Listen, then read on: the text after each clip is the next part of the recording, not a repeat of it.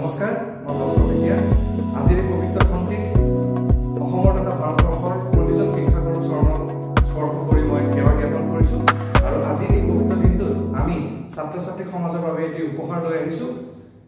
কি হয় আপোনালোকে এই ভিডিঅ'টোত গম পাব। আমি সকলোৱে দেখিছোঁ যে শিক্ষক দিৱসৰ এই পবিত্ৰ খণ্ডিত বিভিন্ন ছাত্ৰ ছাত্ৰীয়ে অৰ্থাৎ সকলো ছাত্ৰ ছাত্ৰীয়ে তেওঁলোকৰ নিজৰ নিজৰ শিক্ষাগুৰুক বিভিন্ন ধৰণৰ উপহাৰ প্ৰদান কৰে।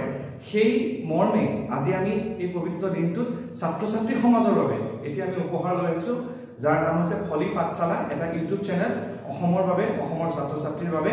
আৰু প্ৰধানত এই ইউটিউব চেনেলটো ক্লাছ 4ৰ পৰা ক্লাছ 10লৈকে অৰ্থাৎ 4ৰ্থ শ্ৰেণীৰ পৰা 10মান শ্ৰেণীৰ ছাত্ৰ ছাত্ৰীৰ উদ্দেশ্যে ইয়াত বিভিন্ন তেওঁলোকৰ প্ৰয়োজনীয় বিষয়ত তেওঁলোকক জ্ঞান দিবলৈ অৰ্থাৎ তেওঁলোকক শিকাবলৈ আমি চেষ্টা কৰিম।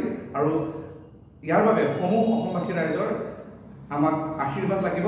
আৰু এই ইউটিউব চেনেলটো এতিয়া বহুতে প্ৰশ্ন কৰিব যে এটা ইউটিউব চেনেল কেনেকৈ ছাত্ৰ ছাত্ৰী সমাজৰ বাবে এটা উপহাৰ হ'ব পাৰে। সেই কথাষাৰ মই লগত উত্তৰ দিব বিচাৰিছোঁ এইটোৱেই যে চাওক, আজিৰ ডেটত আজিৰ যিটো প্ৰেক্ষাপট আছে এই প্ৰেক্ষাপটত বিজ্ঞান আৰু প্ৰযুক্তিবিদ্যাৰ বহুত আমি উন্নতি হোৱা দেখিছোঁ। আৰু তাৰ এটা উৎকৃষ্ট আমি এক্সাম্পল হিচাপে ল'ব পাৰোঁ আমাৰ হাতত থকা মোবাইল ফোনটো। অৰ্থাৎ আমি আগৰ দিনত টেলিফোনটোৰ পৰা আজিৰ ডেটত মোবাইল ফোনটোৰ যি চেঞ্জ আহিছে অৰ্থাৎ যি পৰিৱৰ্তন আমি চকুৰ সন্মুখত দেখিছোঁ, অৰ্থাৎ আজিৰ এজন মানুহৰ দৈনন্দিন জীৱনত মোবাইলটো আৰু ইণ্টাৰনেট সেৱা আমি বাদ দি জীৱনটো ভাবিবই নোৱাৰোঁ।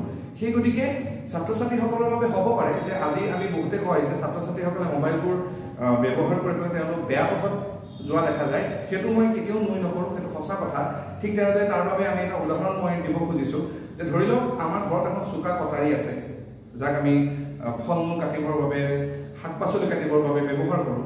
সেই কটাৰীখন ধাৰ যদি থাকে, যদি চোকা কটাৰী এখন থাকে, তাক আমি ইচ্ছা কৰিলে তাৰ আমি ব্যৱহাৰটো আমি নিৰ্ধাৰণ কৰিব পাৰোঁ। আমি ইচ্ছা কৰিলে তেওঁক আমি ফল মূল কাটিব খুজিছোঁ, শাক পাচলি কাটিব খুজিছোঁ, তেতিয়া সেই আমাৰ কটাৰীখন আমাৰ পৰম বন্ধু হৈ পৰে। কিন্তু সেই কটাৰীখন যদি আমি ব্যৱহাৰ কৰিব নাজানো, তাৰ যদি আমি বেয়া ব্যৱহাৰ কৰিব ইচ্ছা কৰোঁ, তেনেহ'লে সি মানুহৰ প্ৰাণো ল'ব পাৰে, আমাৰ হাত কাটি আমাক তেওঁলোকে ক্ষত বিক্ষতও কৰিব পাৰে, অৰ্থাৎ বিভিন্ন প্ৰকাৰে আমাক অপকাৰো কৰিব পাৰে। ঠিক সেইভাৱে আমি ভাবোঁ যে এটা ইউটিউব চেনেল যদি আমি অভিভাৱকৰ তত্ত্বাৱধানত যদি এজন ছাত্ৰ, কাৰণ চাওক তেওঁলোকে জীৱনত বিভিন্ন আজিকালি ধৰি লওক খেলাৰ প্ৰতি ৰুচিটো কমি গৈছে, আমি পঢ়াব লাগিব, সেইটো আমি নিশ্চয় চিন্তা কৰিব লাগিব। সেই বিষয়ে আমি চিন্তা কৰি আছোঁ, আমি জানো সকলোৱে চিন্তা কৰি আছে। সকলো অভিভাৱকৰ এটা ডাঙৰ চিন্তাৰ কাৰণ যে তেওঁলোকৰ ল'ৰা ছোৱালীখিনিয়ে আজি আগৰ নিচিনা খেলিব নোখোজে, কিন্তু তেওঁলোকে মোবাইল চাবই খোজে। ঠিক তেনেদৰে আমি তেওঁলোকক খেলিবৰ বাবেও মানসিকভাৱে আমি তেওঁলোকক তৈয়াৰ কৰিব লাগিব। আৰু যাতে যিকোনো সময়ত মোবাইলটো চাওঁ বুলি কয়, তেওঁলোকক যাতে কি চাব তেওঁ উদ্দেশ্যটো যাতে সেই অভিভাৱকসকলে নিজেই নিৰ্ধাৰণ কৰি দিব পাৰে, সেইটো আমাৰ প্ৰধান লক্ষ্য। আমি বিচাৰোঁ যাতে অভিভাৱকসকলৰ হাতত হাত ধৰি তেওঁলোকে যেতিয়া মোবাইল চাব খুজিব, অৰ্থাৎ তেওঁলোকে যেতিয়া মোবাইলটো চাম বুলি ক'ব, অভিভাৱকসকলে ফলি পাঠশালাটো মুকলি কৰি তেওঁলোকক দেখাই দিব যে চোৱা, ইয়াতে তোমালোকৰ চাবলগীয়া, তোমালোকৰ জীৱনৰ প্ৰয়োজনীয় বহুতবোৰ কথা ইয়াতে সন্নিৱিষ্ট হৈ আছে। আৰু এইখিনিতে আমি এটা কথা ক'ব খুজিছোঁ যে ল'ৰা ছোৱালীখিনি বিভিন্ন শ্ৰেণীৰ ছাত্ৰ ছাত্ৰীসকলৰ বাবে যিখিনি পাঠ্যক্ৰম থাকে, আমি যেনেকৈ পঢ়িছোঁ, যেনে সমাজ বিজ্ঞান পঢ়িছোঁ, অংক পঢ়িছোঁ, অসমীয়া পঢ়িছোঁ, বিভিন্ন আমি বিষয়সমূহ স্কুলতে পঢ়োঁ আৰু আমাৰ বিদ্যালয়সমূহে তাৰ বাবে উৎকৃষ্ট তেওঁলোকক শিক্ষাদান দি আছে, আমি সেইটো নুই কৰা নাই। কিন্তু এইখিনিতে আমি এটা কথা জানিবই লাগিব, আজিৰ যিটো কম্পিটিশ্যনৰ যুগ, এই কম্পিটিশ্যনৰ যুগ বুলি মই এইটো কাৰণে কৈছোঁ, কম্পিটিশ্যন মানে মই গতানুগতিক যিটো ৰেট ৰেচ বুলি কয়, সেই ৰেট ৰেচৰ যাতে ভাগ হ'ব লগা নহওক, অৰ্থাৎ সকলো এটা দৌৰতে দৌৰি থাকে, জীৱনৰ কোনো সৃষ্টিশীলতাৰ মনটো আমি হেৰুৱাই পেলাইছোঁ, সকলো এটা নিৰ্দিষ্ট পথতে গৈ থাকে, আমি দেখাক দেখি আমি জাষ্ট গৈ থাকোঁ, সেই ৰেট ৰেচটোৰ আমি অংশীদাৰ হৈ যাওঁ। চ' সেই যাতে ৰেট ৰেচটোৰ অংশীদাৰ নহওঁ, সেই গতিকে আমাৰ পাঠ্যক্ৰমৰ ভিতৰৰ যিখিনি আমি শিকিছোঁ তাৰ উপৰিও আমাৰ জীৱনত বহুত শিকিবলগীয়া আছে। আমি দেখিছোঁ যে হয়তো বিভিন্ন কাৰণত বিদ্যালয়সমূহে সেই দিশসমূহত দৃষ্টিগোচৰ কৰিব নোৱাৰে। আমি দেখিছোঁ যে নেশ্যনেল এডুকেশ্যন পলিচি অৰ্থাৎ CBSEৰ বিভিন্ন পাঠ্যক্ৰমত সেই স্কিল বেছ কামবোৰ আহিছে, বাট আমাৰ ৰাজ্য চৰকাৰেও তাৰ ওপৰত তেওঁলোকে পদক্ষেপ লৈছে, হয়তো নতুনকৈ আহিব, আমি জানিব পাৰিছোঁ। চ' এই চাওক, আমি কেৱল পাঠ্যক্ৰমৰ মাজতে যদি আমি সামৰি থাকোঁ এটা ভাল পাৰ্চেণ্টেজে হয়তো আপোনাক এখন ভাল কলেজত এডমিশ্যন দিব পাৰিব, কিন্তু জীৱনৰ যিটো প্ৰশ্ন, জীৱন যুদ্ধত কিন্তু জয় হ'ব আজিৰ সমাজত নোৱাৰিব। কাৰণ আজিৰ সমাজত ছায়েন্স আৰু প্ৰযুক্তিবিদ্যা ইমান আগুৱাই গৈছে নহয় যে আমি কেৱল এটা ভাল পাৰ্চেণ্টেজ লৈ, এখন ভাল মাৰ্কশ্বিট লৈ, এখন ভাল কৰ্পৰেট জব বা গভৰ্ণমেণ্ট জব পাম বুলি আশা কৰিব নোৱাৰোঁ। কাৰণ আমাৰ তাত নিজৰ দক্ষতা থকাটো খুবেই বেছি প্ৰয়োজনীয় হৈ গৈছে।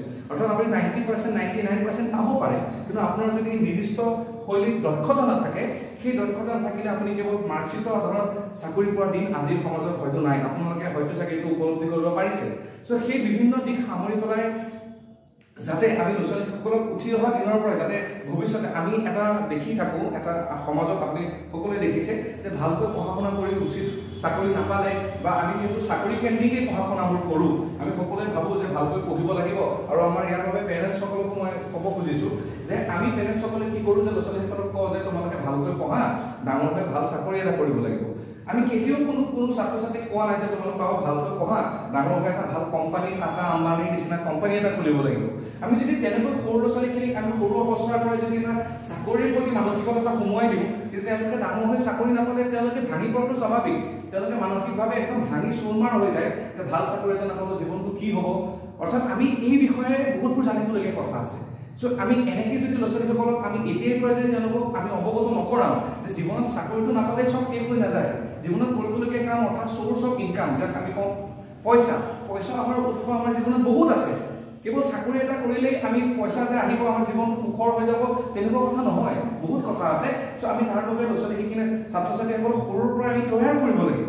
আৰু সেইটো হয়তো আমি অনুভৱ কৰোঁ যে বিদ্যালয়সমূহত ক'ৰবাত নহয় ক'ৰবাত সেই পাৰ্টিকুলাৰ দিশটো তেওঁলোকে হয়তো ল'ৰা ছোৱালীসকলক হয়তো কোনোবাই শিকাইছে, হয়তো মই তাৰ প্ৰতি অৱগত নহয়, কিন্তু আমি যিমানখিনি অধ্যয়ন কৰিছোঁ তাৰ পৰা দেখিছোঁ যে ল'ৰা ছোৱালীসকলক সেই দিশটোৰ প্ৰতি তেওঁলোকক নিশিকায়। তেওঁলোকক এটা ভাল মাৰ্কৰ এটা প্ৰতিযোগিতাৰ প্ৰতি, অৰ্থাৎ আমি ভাল পাৰ্চেণ্টেজ পাব লাগিব, ভাল মাৰ্ক পাই আগুৱাই যাব লাগিব।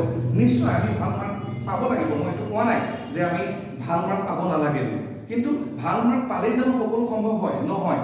অৰ্থাৎ ভাল মাৰ্ক পোৱাটোৱে জীৱনৰ ছাকচেছ নহয়, সেইটো আমি পিছত গৈ উপলব্ধি কৰাতকৈ এতিয়াৰ পৰা যদি আমি অকণ সাজু হওঁ তেতিয়াহ'লে আমাৰ বাবে বহুত ভাল কথা হ'ব। চ' সেই নিৰ্দিষ্ট কিছুমান উদ্দেশ্য আমি লগত লৈ যাতে ছাত্ৰ ছাত্ৰী সমাজৰ তথা অভিভাৱক সমাজৰ বাবে আমি কিছু অৱদান দিব পাৰোঁ, এটা সামান্য প্ৰয়াস কৰিছোঁ। ফলি পাঠশালা নামৰ এটা ইউটিউব চেনেল আজিৰ ডেটত, আজি এই শুভ ক্ষণত আমি অসমবাসীৰ মাজলৈ অৰ্থাৎ অসমবাসীৰ অভিভাৱক তথা ছাত্ৰ ছাত্ৰী সমাজলৈ আমি আগুৱাই দিছোঁ। আশা কৰিছোঁ আপোনালোকৰ মৰম চেনেহ আমি পাম আৰু গঠনমূলক পৰামৰ্শও আমাক লাগিব। আমাৰ হয়তো ভুল ত্ৰুটি বিভিন্ন জেগাত ৰৈ যাব পাৰে। আপোনালোকৰ আমাৰ কমেণ্টত হওক, আমাৰ তাতে আমাৰ ফোন নম্বৰ থাকিব, আপোনালোকে ফোন কৰি পেলাই বিভিন্ন টপিকত বা বিভিন্ন বিষয়ত যিটো আপোনালোকে বিচাৰিছে যে এনেকুৱা সংশোধন হোৱাটো প্ৰয়োজন, তাতে আমাক আপুনি আঙুলিয়াই দিয়ে। আমি তাৰ বাবে আপোনালোকৰ ওচৰত চিৰকৃতজ্ঞ হৈ ৰ'ম আৰু আপোনালোকৰ সহায় সহযোগিতা আমি বিচাৰিছোঁ যাতে এটা আমাৰ এই ক্ষুদ্ৰ প্ৰয়াসত আপোনালোকে যাতে আমাক সঁহাৰি দিয়ে, গঠনমূলক পৰামৰ্শ দিয়ে। আৰু যদি কিবা ভুল ত্ৰুটি হয় আমাক আপোনালোকৰ ঘৰৰ এজন বুলি ভাবি আপোনালোকে আগুৱাই দিয়ক, আপোনালোকে আঙুলিয়াই দিয়ক যে এইটো এনেকৈ কৰিলে ভাল হ'ব, তেনেকৈ কৰিলে ভাল হ'ব।